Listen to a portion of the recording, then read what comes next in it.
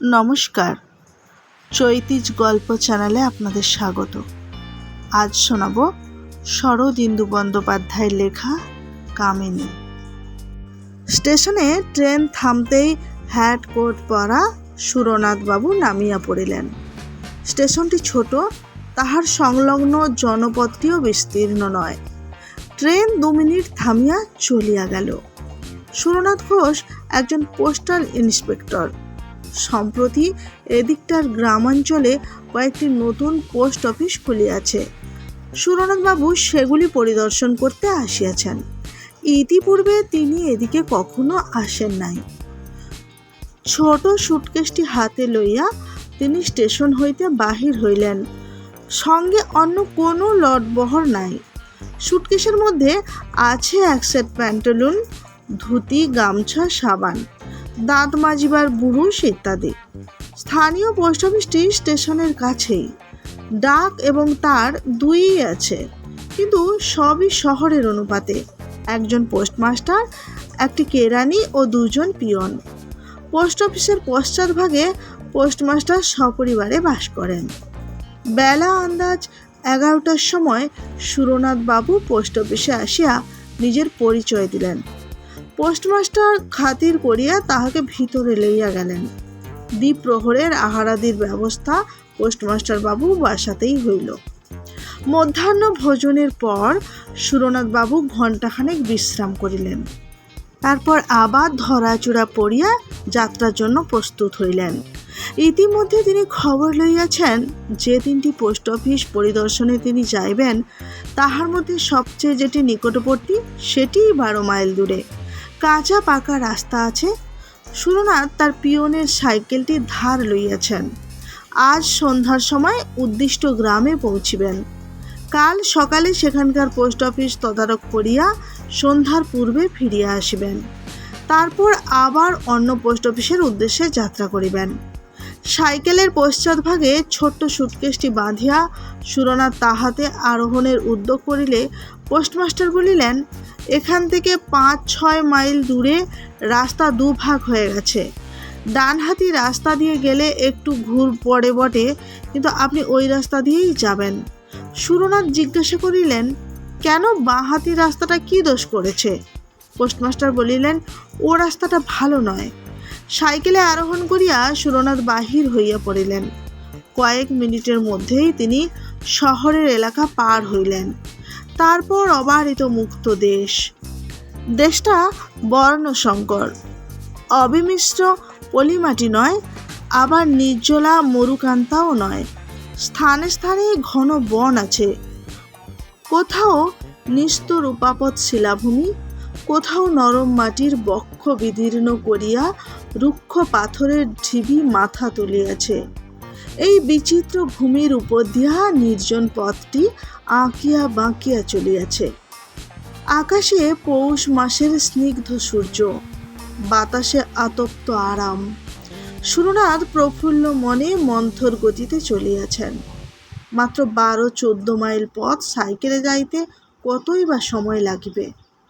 সুরনাথের বয়স 40 বছর। মধ্যমাকৃতির দৃঢ় শরীর, মুখশ্রী মোটের উপর সুদর্শন। তিনি বিপত্নিক। বছর 3 আগে স্ত্রী বিয়োগ হইয়াছে। আবার বিবাহের প্রয়োজন তিনি মাঝে মাঝে অনুভব করেন, কিন্তু বিপত্নিকত্বের ফলে যে ক্ষণিক স্বাধীনতাটুকু লাভ করিয়াছেন তাহা বিসর্জন দিতেও মন চাহিতেছে না। তিনি যখন 6 মাইল দূরস্থ পথের দ্বিভুজে পৌঁছলেন, তখন সূর্য পশ্চিম দিকে অনেকখানি ঝুলিয়া পড়িয়াছে। সম্মুখে 2টি পথ ক্রমশ পৃথক হইতে হইতে ধনুকের মতো বাঁকিয়া গিয়াছে। মাঝখানে উঁচু জমি, তাহার উপর তাল খেজুরের গাছ মাথা তুলিয়া আছে। হঠাৎ কোথা হইতে ক্ষুদ্র একখণ্ড কালো মেঘ আসিয়া সূর্যকে ঢাকিয়া দিল। চারিদিক অস্পষ্ট ছায়াচ্ছন্ন হইয়া গেল।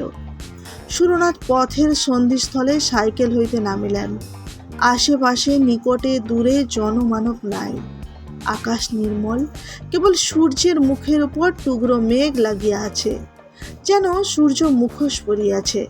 সুরনাথ একটু চিন্তা করিলেন, এখনো 6-7 মাইল পথ বাকি।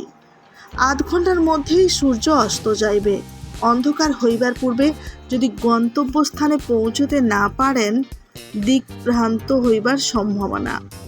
পোস্টমাস্টার বলিয়াছিলেন বাঁহাতি রাস্তাটা ভালো নয়, কিন্তু দৈর্ঘ্য ছোট, সুতরাং বাঁহাতি রাস্তা দিয়ে যাওয়াই ভালো। সুরনাথ সাইকেলে চড়িয়া বাঁহাতি রাস্তা ধরিলেন। পোস্টমাস্টার মিথ্যে বলেন নাই। পথ অসমতল ও প্রান্তরাকীর্ণ, কিন্তু সাবধানে চলিলে আছাড় খাইবার ভয় নাই। সুরনাথ সাবধানে অথচ দ্রুত সাইকেল চালাইলেন। সূর্যের মুখ হইতে মেঘ কিন্তু নড়িল না। মনে হইল মুখে মুখোশ আঁটিয়াই সূর্যদেব অস্ত যাইবেন। মিনিট 20 সাইকেল চালাইবার পর সুরনাথ সামনে একটি দৃশ্য দেখিয়া অশ্বান্বিত হইয়া উঠিল। অস্পষ্ট আলোতে মনে হইল যেন রাস্তার দুধারে ছোট ছোট কুটির দেখা যাইতেছে। দু একটা আবছায়া মূর্তিও যেন ইতস্তত সঞ্চরণ করিয়া বেড়াইতেছে। আরও কিছু দূর অগ্রসর হইবার পর পাশের দিকে চোখ ফিরাইয়া সুরনাথ ব্রেক কষিলেন। একটি ছোট্ট মাটির কুটির যেন মন্ত্র বলে রাস্তার পাশে আসিয়া দাঁড়াইয়াছে। আশেপাশে অন্য কোনো কুটির দেখা যায় না। এই কুটিরটি যেন গ্রামে প্রবেশের মুখে প্রহরীর মতো দাঁড়াইয়া আছে। সুরনাথ রাস্তার ধারে যেখানে সাইকেল হইতে নামিলেন, সেখানে হইতে 3 গজ দূরে কুটিরের দাওয়ায় খুঁটিতে ঠেস দিয়া একটা যুবতী বসিয়া আছে। সুরনাথের চোখের সহিত তাহার চোখ চুম্বকের মতো আবদ্ধ হইয়া গেল। চাষার মেয়ে, গায়ের রং মাজা পিতলের মতো পিতাভ, দেহ যৌবনের প্রাচুর্যে ফাটিয়া পড়িতেছে। মাথার অযত্ন বিন্যস্ত চুলের প্রান্তে একটু পিঙ্গলতার আভাস। চোখের তারা বড় বড়। পরিধানে কেবল একটি কস্তাপার শাড়ি, অলংকার নাই। সধবা কি বিধবা কি কুমারী বোঝা যায় না। তাহার দিকে কিছুক্ষণ চাহিয়া থাকিলে মনে হয় যেন আগুন রাঙা চুল্লির দিকে চাহিয়া আছি। হ্যাঁ গা, তুমি কোথায় যাবে?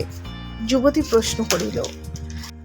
দাঁতগুলি কুন্দ শুভ্র, গলার স্বর গভীর ও ভরাট, কিন্তু কথা বলিবার ভঙ্গি গ্রাম্য।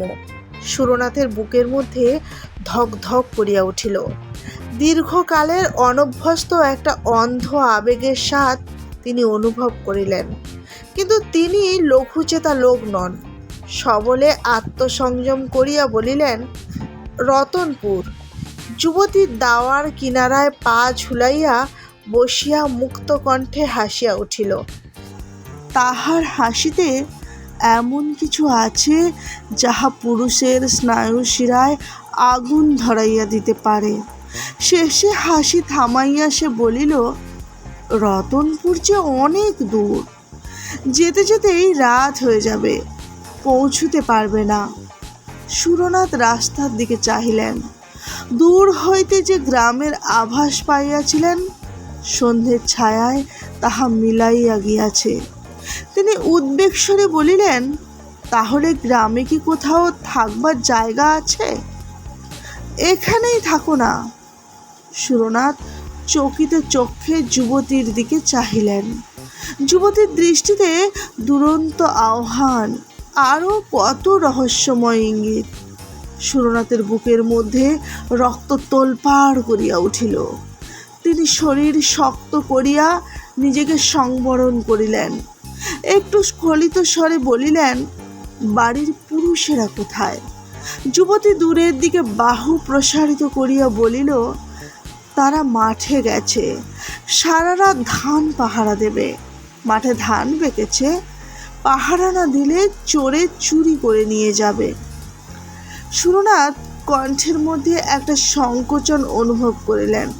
বলিলেন, তা যদি অসুবিধে না হয় এখানেই থাকব। যুবতী দশনছটটা বিকীর্ণ করিয়া হাসিল। প্রায়ান্ধকারে তার হাসিটা তড়িৎ দীপালির মতো ঝলকিয়া উঠিল। সে বলিল, তোমার গাড়ি দাওয়ায় তুলে রাখো, আমি আসছি। যুবতী ঘরে প্রবেশ করিল। একটি মাদুর আনিয়া দাওয়ার এক পাশে পাতিয়া দিল। এক ঘটি জল ও গামছা খুঁটির পাশে রাখিয়া বলিল, হাত মুখ ধোও। চা খাবে তো? আমি এখনই তৈরি করে আনছি। যুবতী ঘরের মধ্যে চলিয়া গেল। সুরনাথ হাত মুখ ধুইয়া মাদুরে বসিলেন। ঘরে প্রদীপ জ্বলিয়া উঠিল। আলোর পীতবর্ণ ধারা দাওয়ার উপর আসিয়া পড়িল। বাইরে নিরন্ধ্র অন্ধকার চরাচর গ্রাস করিয়া লইয়াছে। সুরনাথ বসিয়া চিন্তা করিতে লাগিলেন। তাহার মানসিক অবস্থার বর্ণনা অনাবশ্যক। ব্যাধ সরাহত মৃগ, বন্যী মুখ বিবিক্ষু, পতঙ্গের মানসিক অবস্থা কে কবে বিবৃত করিয়াছে। এই নাও চা এনেছি। চা দিতে গিয়া আঙ্গুলে আঙ্গুলে একটু ছোঁয়াছুঁই হইল। আমি রান্না চড়াতে চললুম। সুরনাথ ক্ষীণস্বরে আপত্তি তুলিলেন। আমার জন্যে আবার রান্না কেন? ঘরে মুড়ি মুড়কি যদি কিছু থাকে তাই খেয়ে শুয়ে পড়ব। ওমা, মুড়ি মুড়কি খেয়ে কি শীতের রাত কাটে? রাত উপসী হাতি টলে। তোমার অত লজ্জায় কাজ নেই। 1 ঘন্টার মধ্যে রান্না হয়ে যাবে। যুবতী চলিয়া গেল। সুরনাথ চায়ের বাটিতে চুমুক দিলেন। পিতলের বাটিতে গুড়ের চা, কিন্তু খুব গরম। তাহাই ছোট ছোট চুমুক দিয়া পান করিতে করিতে তাহার শরীর বেশ চাঙ্গা হইয়া উঠিল। সুরনাথ লক্ষ্য করিয়াছিলেন কুটিরের মধ্যে 2টি ঘর, একটি রান্নাঘর, অপরটি বোধ হয় শয়নকক্ষ। তিনি অনুমান করিলেন দাওয়ার মাদুরের উপর তাহার শয়নের ব্যবস্থা হইবে। সেই ভালো হইবে। কোনো মতে রাত কাটাইয়া ভোর হইতে না হইতেই তিনি চলিয়া যাইবেন। ঘণ্টাখানেক পরে যুবতী দ্বারের কাছে আসিয়া বলিল, ভাত বেড়েছি, খাবে এসো। সুরনাথ উঠিয়া ঘরের মধ্যে প্রবেশ করিলেন। বাহিরের ঠান্ডার তুলনায় ঘরটি বেশ আতপ্ত। পিঁড়ের সামনে ভাতের থালা, প্রদীপটি কাছে রাখা হইয়াছে। আয়োজন সামান্যই, ভাত, ডাল এবং একটা চচ্চড়ি জাতীয় তরকারি। সুরনাথ আহারে বসিলেন। যুবতী অতি সাধারণ গৃহস্থালির কথা বলিতে বলিতে ঘরের এদিক ওদিক ঘুরিয়া বেড়াইতে লাগিল। সুরনাথ লক্ষ্য করিলেন রান্না করিতে করিতে যুবতী কখন পায়ে আলতা পড়িয়াছে। যুবতী সুরনাথের সঙ্গে সহজভাবে কথা বলিতেছে, অথচ তিনি হু হা ছাড়া কিছুই বলিতেছেন না। বিপদের সময় যে ডাকিয়া ঘরে আশ্রয় দিয়াছে, খাইতে দিয়াছে, তাহার সহিত অন্তত একটু মিষ্টালাপ করিবার প্রয়োজন আছে। তিনি শামুকের মতো খোলের ভিতর হইতে গলা বাড়াইয়া বলিলেন, তোমার নাম কি? এক ঝলক হাসিয়া যুবতী বলিল, কামিনী। নামটা তপ্ত লোহার মতো সুরনাথের গায়ে ছ্যাঁক করিয়া লাগিল। তিনি শামুকের মতো আবার খোলের মধ্যে প্রবেশ করিলেন। আহারান্তে সুরনাথ হাত মুখ ধুইলে কামিনী বলিল, পাশের ঘরে বিছানা পেতে রেখেছি, শুয়ে পড়ো গিয়ে। সুরনাথের বুক ধড়াস করিয়া উঠিল। তিনি তোতলা হইয়া গিয়া বলিলেন, আমি বাইরের মাদুরে শুয়ে রাত কাটিয়ে দেব।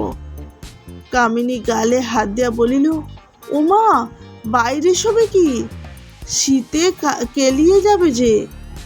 যাও, বিছানায় শোও গিয়ে। সুরনাথ কথা কাটাকাটি করিলেন না। কামিনী রাত্রে কোথায় শুইবে প্রশ্ন করিলেন না। দণ্ডাজ্ঞাবাহী আসামির মতো শয়ন কক্ষে প্রবেশ করিলেন। ঘরে দীপ জ্বলিতেছে। মেঝের উপর খড় পাতিয়া তাহার উপর তোষক বিছাইয়া শয্যা। সুরনাথ সুটকেশ আনিয়া বস্ত্রাদি পরিবর্তন করিলেন। তাহার পর প্রদীপ জ্বালিয়া রাখিয়াই শয়ন করিলেন। চোখ বুঝিয়া তিনি পাশের ঘরে খুটখাট ঠুন ঠান বাসন কোসনের শব্দ শুনিতে লাগিলেন। ইন্দ্রিয়গুলি অতি মাত্রায় তীক্ষ্ণ হইয়া উঠিয়াছে। তাহার মনের উত্তাপ একটি সুদীর্ঘ নিঃশ্বাসে বাহির হইয়া আসিল। চোখ বুঝিয়া অনেকক্ষণ শুইয়া থাকিবার পর তিনি তন্দ্রাচ্ছন্নের মতো হইয়া পড়িয়াছিলেন। হঠাৎ চটকা ভাঙিয়া গেল। তিনি চোখ খুলিয়া দেখিলেন কামিনী নিঃশব্দে কখন তাহার বিছানার পাশে আসিয়া বসিয়াছে। তাহার মুখে বিচিত্র হিংস্র মধুর হাসি। 3 দিন পর্যন্ত সুরনাথ যখন ফিরিয়া আসিলেন না, তখন পোস্টমাস্টার বাবু উদ্বিগ্ন হইয়া উঠিলেন। কেবল সুরনাথ বাবুর জন্য নয়, সেই সঙ্গে পোস্ট অফিসের সম্পত্তি সাইকেলটিও গিয়াছে। পোস্টমাস্টার বাবু পুলিশে খবর দিলেন। পুলিশ খোঁজ লইল। সুরনাথের যে 3টি পোস্ট অফিসে যাইবার কথা ছিল সেখানে তিনি যান নাই। পুলিশ তখন রীতিমতো তদন্ত আরম্ভ করিল। 7 দিন পরেই সুরনাথকে পাওয়া গেল। বাঁহাতি রাস্তায় একটিও কুটির নাই। সেই রাস্তার পাশে ঝোপঝাড়ের মধ্যে তাহার মৃতদেহ পড়িয়া আছে। সাইকেলটা অনতি দূরে মাটিতে লুটাইতেছে। তাহার পশ্চাতে সুরনাথের সুটকেস রহিয়াছে। সুটকেসের মধ্যে কাপড় চোপড়, সাবান, মাজন, বুরুশ সমস্তই মজুদ আছে, কিন্তু কিছু খোয়া যায় নাই। সুরনাথের দেহে কোথাও আঘাতের চিহ্ন নাই, কিন্তু দেহটি প্রাচীন মিশরীয় মমির মতো শুষ্ক ও অস্থির চর্মসার হইয়া গিয়াছে, যেন রক্তচোষা বাদুড় দেহটি শুষিয়া লইয়াছে। পুলিশ হাসপাতালে লাশ চালান দিল। পোস্টমাস্টার তখন সুরনাথের মৃত্যু বিবরণ শুনিলেন। তখন তিনি আক্ষেপে মাথা নাড়িয়া বলিলেন, আহা, ডাইনির হাতে পেয়েছিল। কামিনী ডাইনি এখনো এ তল্লাটে আছে। মায়া বিস্তার করে বেচারিকে টেনে নিয়েছিল। আমি ইন্সপেক্টর বাবুকে সাবধান করে দিয়েছিলাম, বলেছিলাম বাঁহাতি রাস্তা ভালো নয়, কিন্তু উনি শুনলেন না। কেমন লাগলো গল্পটি আপনাদের? কমেন্ট করে জানাবেন।